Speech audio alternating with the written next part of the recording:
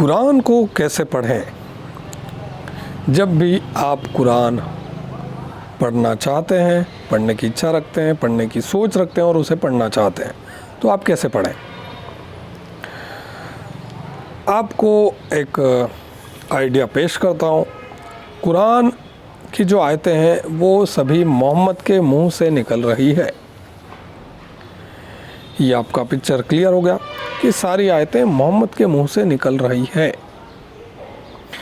अब आपने कहीं थिएटर देखा होगा, ड्रामा, या गांव में कहीं शो होते हैं, मान लीजिए वो रामलीला जो होती है, नाटक हिंदी में जो भी होता है, नाटक आपने देखा होगा, स्कूलों में करते हैं बच्चे या जो भी है। तो एक व्यक्ति रहता है, वो मंच पर आता है और वो डायलॉग बोलता है, वो संवाद करता है,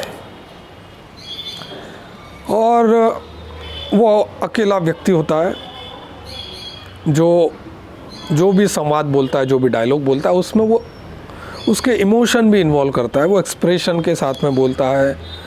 अगर कहीं दुख आएगा तो उसके शब्द दुख वाले हो जाएंगे, कहीं प्रसन्नता आएगी तो उसके शब्द होंगे वो प्रसन्नता वाले। वैसे के वैसे वो डायलॉग में अपनी भावनाएं डालकर बोलता है। तो जब भी आप कुरान पढ़ें तो ये सोचें कि ये मोहम्मद नाम का व्यक्ति है और ये वो कुरान की आयतें डायलॉग के रूप में बोल रहा है। आप उस चीज़ को अनुभव करें और वो उसमें भावनाएं भी इन्वॉल्व है। अब आप उसे पढ़ें। आपको किसी मौलवी के पास जाने की कोई ज़रूरत नहीं है, किसी मुसलमान के पास जाने की कोई ज़रूरत नहीं है, क्योंकि मुसलमान उसमें अपना इंटरप्रिटेशन घुसाएंगे और आपको बताएंगे। यहाँ तक कि मैं मुस्लिम लोगों से भी यह कहना चाहूँगा कि आप स्वयं पढ़ें कुरान को। किसी मौलवी के पास मत जाएं। कोई आप क्रोनोलॉजिकल ऑर्डर देखना चाहे तो देख सकते हैं, अदरवाइज़ आपको उसके पीछे का कॉन्टेक्स्ट पढ़ने जानने की भी ज़रूरत नहीं है। कॉन्टेक्स्ट की भी ज़रूरत नहीं है कुरान को पढ़ने के लिए, पढ़ने और समझने के लिए कि उसमें आखिर है क्या। कॉन्टेक्स्ट को आप बाहर रख दीजिए और फिर आप कुरान पढ़ने बैठिए। एक कॉमन पाठक की तरह, या एक कॉमन एक दर्शक जो होता है, जो उस व्यक्ति को देख रहा है, जो वो संवाद बोल रहा है, डायलॉग बोल रहा है। आप ये सोचिए कि मोहम्मद अपने मुंह से एक के बाद एक आयतों के रूप में वो डायलॉग बोल रहा है, या डायलॉग के रूप में वो आयतें बोल रहा है। वैसा आप सोचिए और आप पढ़िए आप कुरान को। मैं आपको 4 आयतें बताता हूँ कुरान की कि कौन सी आयतें जब आप पढ़ेंगे तो आपका दिमाग हिल जाएगा, घूम जाएगा। आपको कुरान में मिलावट साफ दिखेगी कि ये जो आयतें ये कोई सेंस नहीं रखती है। वो 4 आयतें आपको एक्सरसाइज के रूप में मैं देता हूँ। पहली आयत है कुरान चैप्टर 3 यानी सूरह आले इमरान की 144 आयत। इस आयत में लिखा है, मोहम्मद तो एक रसूल है, गुज़र चुके उनसे पहले कई रसूल।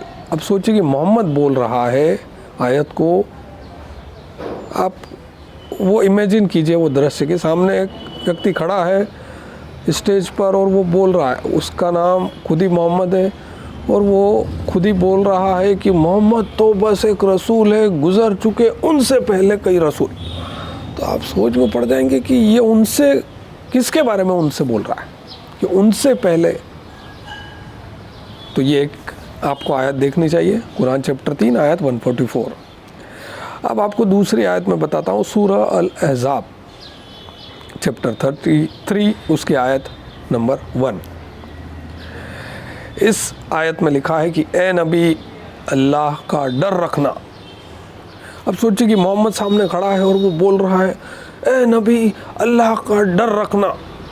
अब वो नबी खुद किसको बोल रहा है कि नबी अल्लाह का डर रखना, कि ये नबी अल्लाह का डर। वो नबी है, वो खुद अपने मुंह से ये आयत निकाल रहा है, इन शब्दों को निकाल रहा है अपने मुंह से, और वो लोगों को बोल रहा है। आप समझ रहे, लोग या कोई भी व्यक्ति है, ए नबी अल्लाह का डर रखना। अब ये नबी किससे बोल रहा है कि ये नबी अल्लाह का डर रखना, क्योंकि नबी के मुंह से निकल रही आयत है। तो ये दूसरी जो आयत है। अब सूरह अन-नहल चैप्टर 16 उसकी आयत 51 आई थिंक 51 है आयत और 63, ये दोनों आयतें हैं, या फिर 53 63 ऐसा कुछ है, मेरे ख्याल से 51 है, चैप्टर 16 की 51 आयत और 63 आयत, इन दोनों को आप पढ़ें, आपको समझ में आ जाएगा कि ये कोई इतनी महान किताब नहीं है। आपको ये भी समझ में आ जाएगा कि ये आयतें मोहम्मद के मुंह से नहीं निकल रही है, किन्हीं लेखकों ने लिखी है, कोई अलग ही लेखक हैं और जो लिख रहे हैं अपने अपने हिसाब से कुछ भी। और आपको ये भी समझ में आएगा कि ये किताब किसी अल्लाह का कलाम नहीं हो सकता या किसी मोहम्मद का कलाम भी नहीं हो सकता, क्योंकि वो आयत मोहम्मद के मुंह से निकल ही नहीं सकती, क्योंकि उनका कोई अर्थ ही नहीं बनता जब मोहम्मद उन आयतों को अपने मुंह से बोलता है। तो ये आपके लिए एक्सरसाइज है, कुरान को ऐसे पढ़ें, आपको समझ में आ जाएगा। कुल मिला के आपको फ्रॉड जो है कि उसमें क्या फ्रॉड है इस किताब में, वो आपको पकड़ में आएगा। आपको किसी मुस्लिम के पास मौलाना के पास जाने की ज़रूरत नहीं है, खुद पढ़ें कुरान को, अपना दिमाग खुद लगाएं, अपना कॉमन सेंस यूज़ करें कि आयतों को मोहम्मद बोल रहा है एक के बाद एक, तो वो आयतें क्या अर्थ रखती है, आपको यही समझते हुए कुरान को पढ़ना है, ठीक है। और मैं आपको बताता हूँ, हिंदी भाषी जितने भी लोग हैं उनके लिए, उनको मैं सलाह दूंगा कि आप प्योर हिंदी में पढ़ें, जो शुद्ध हिंदी, सरल हिंदी में मिलती है कुरान, उसको पढ़ें, ना कि आप उर्दू शब्दों का समावेश वाली आयतें पढ़ें कि उर्दू शब्द भी आ जाते हैं, तो उससे आपको समझने में थोड़ी तकलीफ़ होती है। मैं आपको एक वेबसाइट का नाम बताता हूँ, उससे आप कुरान को पढ़ सकते हैं। उस वेबसाइट का नाम है askislampedia.com। आस्क ASK इस्लाम ISLAMPEDIA.com, askislampedia.com ये वेबसाइट का नाम है। तो कोई सी भी आपको कुरान की आयत खोजनी हो तो टाइप करें कुरान, ये चैप्टर, ये आयत, ये, और आस्क इस्लामपीडिया आगे हिंदी लिख दें तो आपको हिंदी अनुवाद मिल जाएगा। हिंदी में पूरा इस वेबसाइट पर पूरी कुरान है हिंदी भाषा में। कोई आपको बोले कि नहीं ये अनुवाद गलत है तो वो ये दोष मुसलमानों पर जाता है। आप और भी इसके साथ एक्सपेरिमेंट कर सकते हैं कि साथ में ये हिंदी आस्क इस्लामपीडिया वाली खोल कर रखें और ऐसी कोई वेबसाइट जो मुसलमान द्वारा सजेस्ट की गई हो कि इस वेबसाइट को पढ़ें, आप इससे पढ़ें, उसमें कुछ उर्दू शब्दों का समावेश भी हो, तब भी दोनों को साथ रखकर आप पढ़ सकते हैं। ऑनलाइन आपको अपने लैपटॉप में खोलकर आप इसे पढ़ सकते हैं। तो आस्क इस्लामपीडिया हिंदी में बहुत सरल भाषा में आपको समझ में आती है, या आप कोई सी भी, आप कोई इंग्लिश भाषा जानता है तो उसे आप सजेस्ट कर सकते हैं कि आप इंग्लिश भाषा में आप पढ़ें। आपको कोई अरबी जानने की ज़रूरत नहीं है, समझने की। ये जो अरबी भाषा का जो वो है कि सीखना क्यों ज़रूरी है, वो सीखना इसीलिए ज़रूरी है कि आपको आपका बिहेवियर कंट्रोल कर लिया जाए और आपको इस्लाम का पूरी तरह से ग़ुलाम बना लिया जाए। मतलब वो अरबिक आइडियोलॉजी का पूरी तरह से आपको स्लेव बना लिया जाए, इसीलिए आपको अरबी भाषा सीखने को कहा जाता है। क्योंकि मुसलमान जो हैं वो अरबिक लोगों के मानसिक रूप से ग़ुलाम हैं।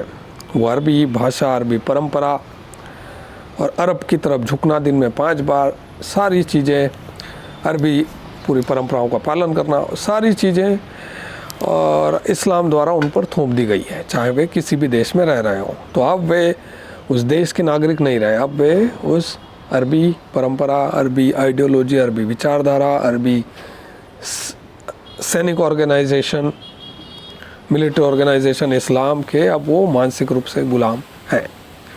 तो आपको अरबिक पढ़ने की ज़रूरत नहीं है, आप जो भाषा जानते हैं उस भाषा का में कुरान का अनुवाद पढ़ें और आपको चीज़ें समझ में आएंगी। ये मानते हुए पढ़ें कि वो आयतें मोहम्मद के मुंह से निकल रही है।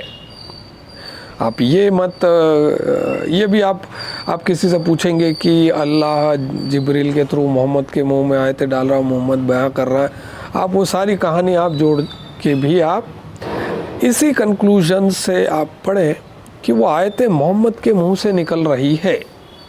यही कुरान की कंडीशन है बेसिकली, कि हर आयत मोहम्मद के मुँह से निकल रही है, तो आपको ये मानते हुए पढ़ना। ठीक है, इस वीडियो में इतना ही, मिलते हैं अगले वीडियो में, बाय।